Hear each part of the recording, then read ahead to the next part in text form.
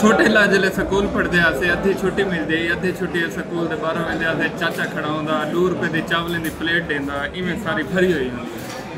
अज मैं इतना आया सेवर के उत्ते रोटी खावन तो मेरे को चाचा बड़ा याद आ गया। अल्लाह पाक जींदा है तो उम्र दराज करे बालें दी खैर होवे बहुत थी गए तो अल्लाह पाक उन्हें जन्नत जा दे। इन्हें दा के मेरे ठेले कने चाचे कने पीछे उन चाचे दे चावल छोले दही होंदी लस्सी वाली कार बड़ी टेस्टी होंगी। इन्हें साकू एक प्लेट दी है एक चावल पीस चीज़ से दही से 500 रुपये की उन्हें असा कहते से ₹2 की हूँ 500 रुपये की। लेकिन भला जेरी चस ते सादगी उंदे इंदे कहन माहौल है खाना चंगा है भले भी ये 500 भरो तो जितना दिल करे खाओ रुकेंदे नहीं।